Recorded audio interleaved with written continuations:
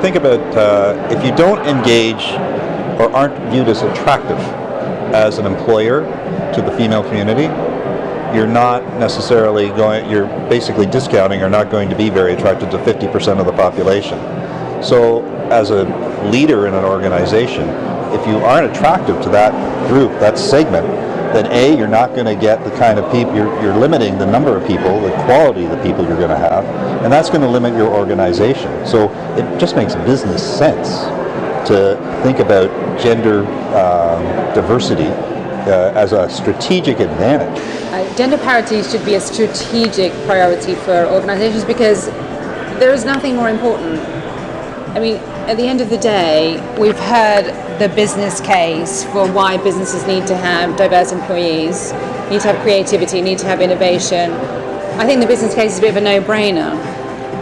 But what we're moving to now is it's essential and critical for the world. The world's in a very poor situation in a number of circumstances right now. So if business can contribute to world change and social change, then I don't know there's anything more important than that right now.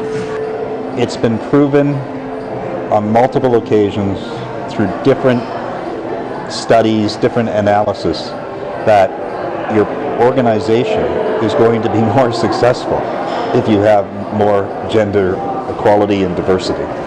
So, you know, as it just makes sense. It doesn't, like, this is a no-brainer in terms of being able to recognize that you do have to work on it. Now, I think that's the key, though.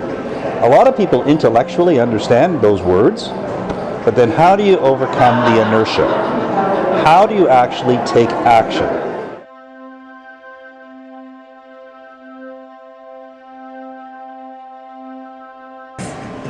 I think if organisations could do a better job of PRing top positions, that would be really, really powerful, because there aren't that many women who are in senior level positions still, and those that are can sometimes be a bit quiet about it and are not really always that comfortable about sharing how they've done it or how they balance it. And we still sort of feel like, as women, why should we be asked those questions about how we balance work and life, and men aren't asked those questions. But the reality of the situation is that younger women want to know how they're doing it, and are they happy? That's the main thing, because you can see some women in senior level positions and they're running from pillar to post to try and make everything work, and they can be successful in those traditional senses, but are you happy?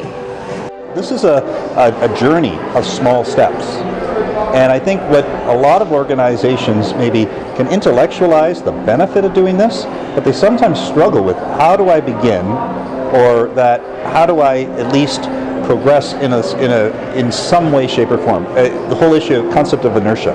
I just don't do anything. If you think of it, it takes more energy to start the ball rolling, and once you get it rolling, it actually takes less energy to keep it going. So the real issue is just that initial push.